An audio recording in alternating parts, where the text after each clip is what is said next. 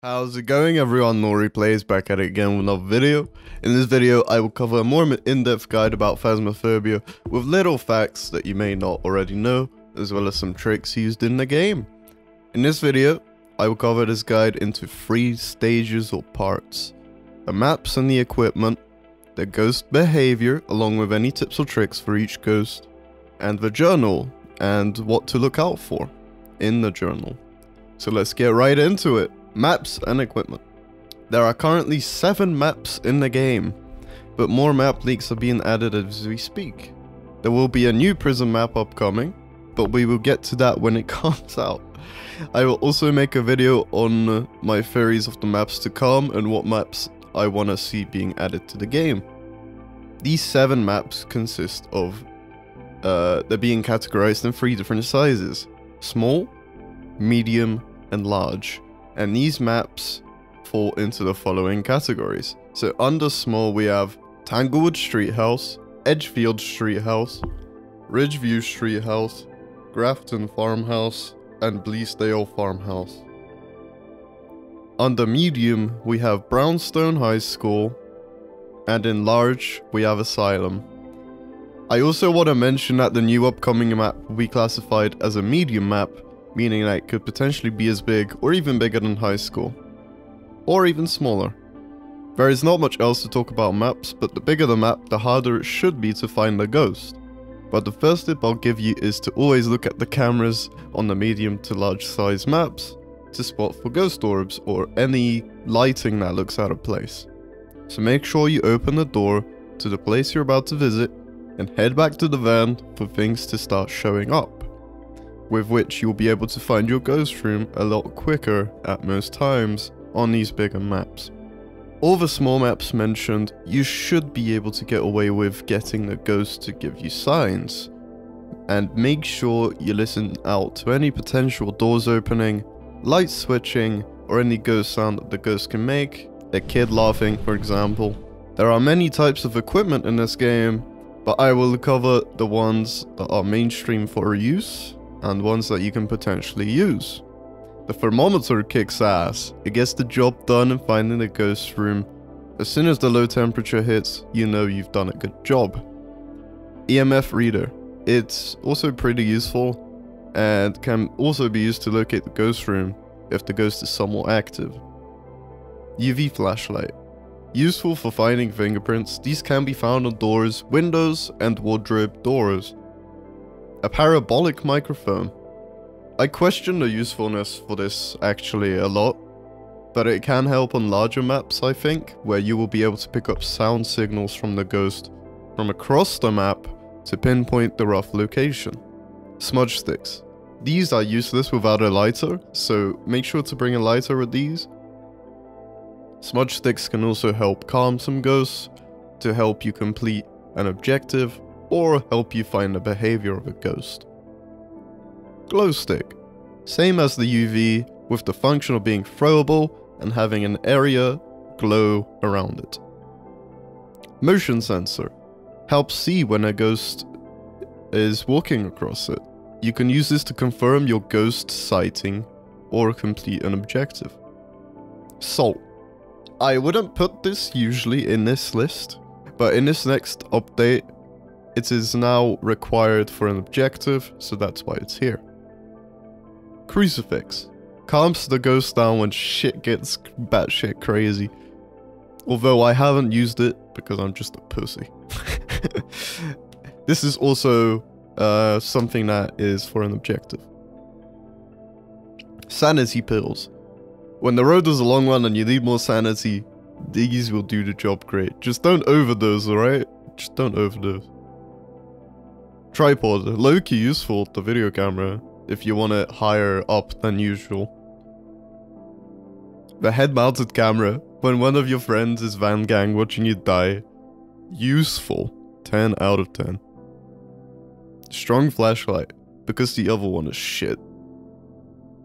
Spirit box, to communicate with the ghost. Ghost writing book. A book with a special type of paper that can make the ghost write into it. Video camera. The ghost orbs checker. literally look like the pieces of dust floating around. when you look at the van. Photo camera for selfies with the ghost. There are also pieces of equipment that you can find on the map. These can be voodoo dolls. You can take photos of these after you drop them to get it to show up as interaction. Bones. Take a photo of these bones and pick them up for some good money. Ouija board. You can use this to talk to the ghost more discreetly and more precisely. The main questions you should be asking to the Ouija board is, where are you, or where is your favorite room? With the maps and the main equipment out the way, I can bring you to the next section of this video, ghost behavior. So let's get straight into it. As some of you may already know, depending on the ghost type, it will influence how the ghost behaves around the player or players. I will cover all types of ghosts briefly and then explain how to deal with each one. Here are all the ghost types. A spirit, Wraith, Phantom, Poltergeist, Banshee, Jinn, Mare, Revenant, Shade, Demon, Yurei, and Oni. I will cover these from top to bottom, so let's get straight into it. A spirit. Alright, so the first one is a spirit, and a spirit should be somewhat of a common ghost to come across. That is pretty dangerous. If your sanity is low, try smudging the room with smudge sticks to prevent a spirit from hunting. The evidence you need for a spirit is as follows. You need ghost writing, fingerprints, and spirit books. As the evidence should suggest, this ghost should be somewhat easy to get evidence for, since freezing is out of the equation. You should be able to get a room to still be a low temperature, but not low enough to the point where it should be freezing. So keep this in mind when you're hunting for a ghost that does not have freezing. So far, fingerprints and spirit box can be finicky depending on the room the ghost is in. But this is where you have to be patient, or you can break down what the ghost hasn't done in order to pinpoint what it is. Next up, Wraith. Moving on to the next one, Wraith. Oh boy, Wraiths are great, aren't they? Wraiths I would categorize as being dangerous as a demon, insanely active ghost with an ability to manipulate a large area around it, due to it being able to fly through walls, supposedly, but I've never seen it happen myself for over 100 hours of playtime. As mentioned, the fact that it can manipulate a large area means that it can also be very difficult to pinpoint its location. You'll hear a sink somewhere that's like 5 rooms across from where the Wraith could be, for example. They also have a toxic reaction to salt, where they will step in the salt, but there will be no footsteps left behind when you flash a UV onto the step salt. The evidence you need for a Wraith is as follows. Fingerprints, spirit box, freezing temperatures. Again, the fingerprints in the spirit box will make it very hard to pinpoint if it's a Wraith or not, just because those two could take a while to show up. However, because this is a Wraith, an aggressive version of a spirit so to speak, you should be able to spot the fingerprints straight away and get it to talk to you no problem. Just always be wary of your sanity around the Wraith, because you won't be able to run from it when it does find you when it starts to hunt, because as said before, it can go through walls. Phantom. Phantoms are a weird one. Alright, so I'll start off with that you can summon phantoms into their physical form by using a Ouija or a Luigi board, but with a Ouija board, you should also be able to find its location. So try find a Ouija board whenever you can, preferably at the start of your hunt. Looking at a phantom will also bring down your sanity drastically, and because of that, a phantom will actually show up several times in order for the player's sanity to drop. However, if you manage to take a picture of a phantom as it shows up, it will get it to disappear for a short while. I also think that you should be able to outrun a phantom, though I haven't tested it quite yet. And the evidence you need for a phantom is as follows. EMF 5, freezing temperatures, and ghost orbs. In the beta, The EMF works actually really great, so you should switch over to the beta if you haven't done so already. Freezing temperatures are self-explanatory, but I will cover that anyway. The room the Phantom is in won't drop the temperature straight away to the freezing temperatures, but the temperature will gradually get lower in the room it's in to the point of freezing. Now, ghost orbs can be tricking depending on where a Phantom is, but with a good camera angle on the majority of the room, preferably in the corner of a room facing the door you entered, should be a good enough of a position. Poltergeist. Poltergeists are real fun. These guys throw constant monkey shite everywhere when you're not looking. I'm not kidding. They can throw several objects at once towards the player and just make a mess of the whole place like it's a zoo. Fun fact, you can actually outrun a poltergeist on a medium or large size map. This is because there aren't many turns in these maps, so you can run straight down the hallway without it catching up to you. Here's a clip of me outrunning a poltergeist. Show yourself. Where are you? No, we're dead. I'm running. Oh. Oh. Oh! I'm running. Don't kill me, you bitch. You motherfucker. That's right, you son of a bitch. Get away. Get away! Oh! Alright, just look in front. Don't look at his ass. You look at his ass, you die.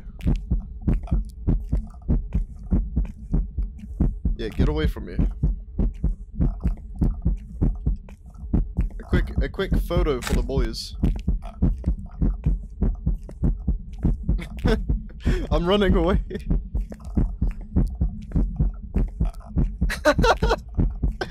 How am I still alive? What? I survived? The evidence for a poltergeist is as follows. Fingerprints, spirit box, ghost orb. I will no longer cover what these three evidence mean every time, but I can tell you with a poltergeist nearby, you should be able to get all three, no problemo. Banshee. Oh boy, the troll. Banshees are literal trolls. These are said to be fairly slow goes, so you also should be able to outrun these on medium or large maps. But a Banshee will actually prioritize one player at a time.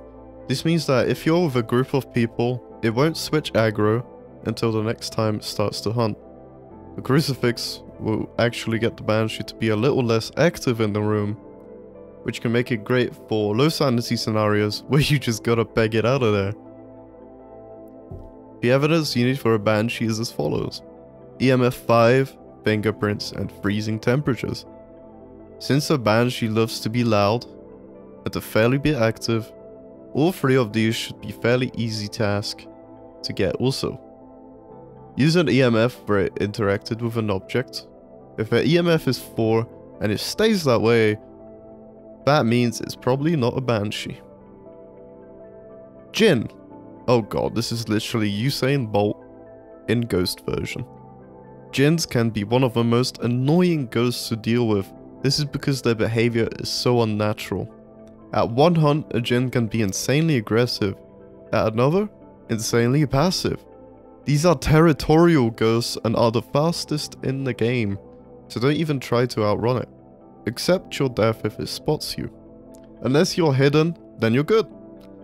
So besides Jinns being really unnatural in behavior and fast, they love to play with lights. It's almost like they have bloody ADHD. The evidence you need for a Jinn is as follows. EMF 5, spirit box, and ghost orbs. All of these can be a pain to get with Jinn, especially ghost orbs.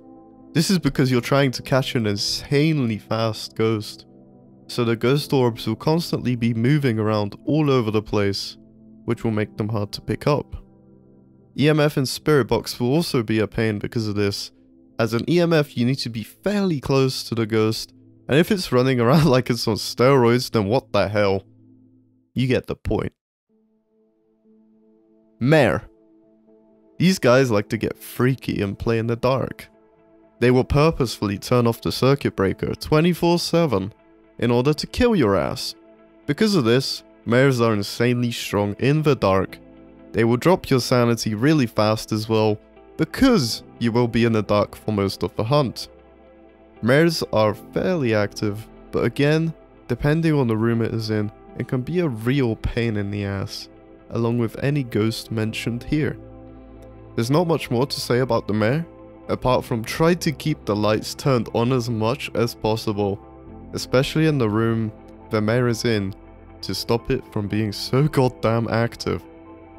The evidence you need for a mare is as follows: spirit box, freezing temperatures, ghost orbs. Revenant. Screw these guys. Revenants suck.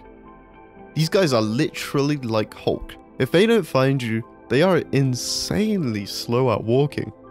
If they do find you, however, say your prayers, because these guys are faster than a Jinn. You heard me, these guys are superheroes waiting to shag you. Revenants get pissed really easily, so they hunt pretty frequently, so make sure you're all stocked up on sanity 24/7. But since they get pissed easily, finding them is also an easy task. A Revenant interacts with everything just as a Banshee would, and the evidence for these is actually pretty similar. EMF, ghostwriting, and fingerprints. Revenants can also switch their target throughout a hunt, so be careful, and with a team, make sure to spread out if in a room to be able to bait it. But good luck reacting fast enough.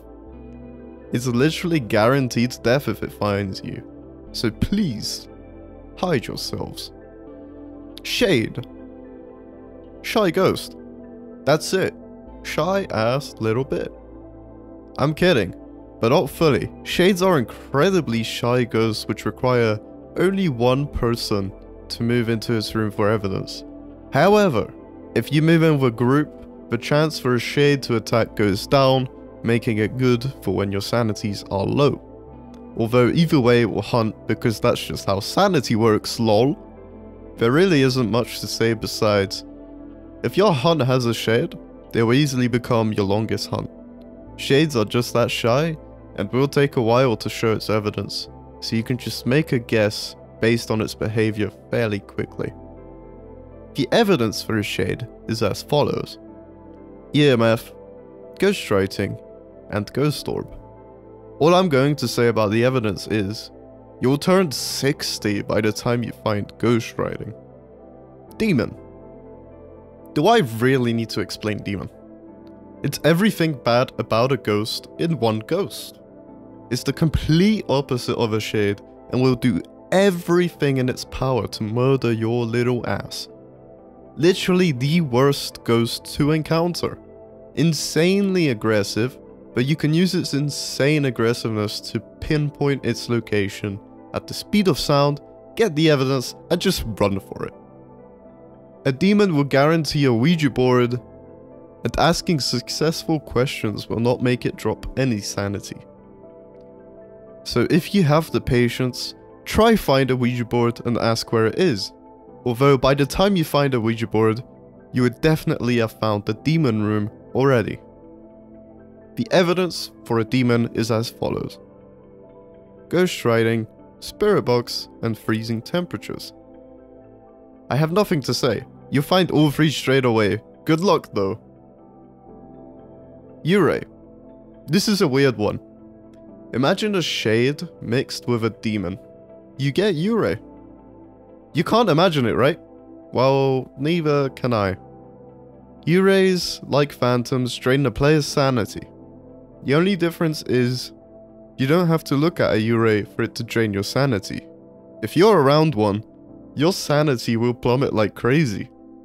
If you hear a fucking festival of footsteps in a room, it is most likely a Yurei, and you can test it by using smudge sticks in the room to stop it from moving as much. This is a ghost with Parkinson's after all. The evidence for a Yurei is as follows: ghostwriting, freezing temperatures, ghost orbs. Nothing much to say apart from it will be fairly easy to get get it to do all of these, unlike a certain someone called Shade. The last of the bunch, Oni, or Ni-chan, is a very close friend to the demon. Both of these dudes literally share a pint every Sunday, and that's what makes the behavior so similar, I guess. The more people with you, the more aggressive it'll be. So I'm sorry, solo players, I feel your pain, I'm in there too. If you're playing alone, it will be very hard to tell whether a ghost is an Oni due to it being more stronger and active with more people nearby.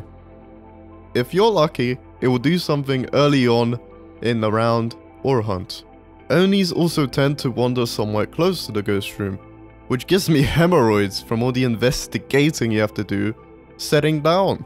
It has a chance to, on a medium or large map, to literally stroll across a whole hallway.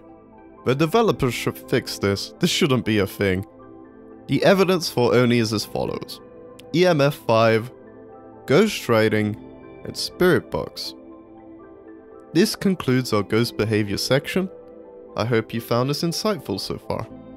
This brings us to the final section of the video, the journal.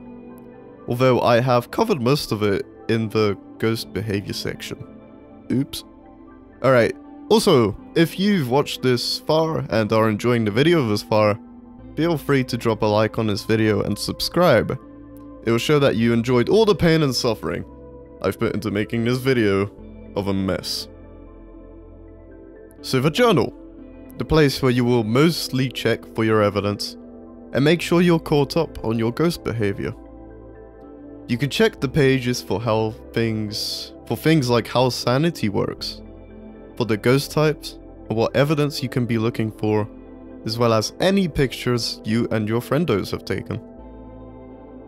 The first thing I want to cover with the journal is how to logically find out what ghost you're dealing with. The way I do my hunts is that I try to find at least 2 pieces of evidence, and then I scroll to what possible ghosts it could be, because 2 pieces of evidence helps it break down to 2 or 3 ghosts. You then look at these 2 or 3 ghosts up in your journal to see what is the last possible piece of evidence you will need, and then try searching for it specifically. Let me give you an example. For example, if you manage to get ghostwriting and spirit box, your options could be demon, Oni, or spirit. For a demon, you would need freezing temperatures. For an Oni, you would need an EMF of 5, and for spirit, you would need fingerprints, meaning you can search for each one of those specifically to find out what you're dealing with easier. Another thing I want to cover is the photo page. In case some of you aren't aware, not all of the photos would count as evidence. These can be pretty buggy, so sometimes a group of friends try to make sure you bring multiple photo cameras to the table. You know when you've taken a good photo when you go to the journal page and it indicates that you have taken a photo of an interaction, or a bone, or a ghost, and on lower difficulties than professional, you can take photos of your dead friends for insurance money. But apart from that, that's it for this in-depth guide for Phasmophobia so far. The more updates that come out, the more incentive I will have to make another one of these in the future. If you enjoyed this one, make sure to destroy the subscribe button to help me support me on my journey. Hit the like on the video to help it come up in searches for other people, and comment down below for thoughts on how I could do better and your insights. See you guys. Peace.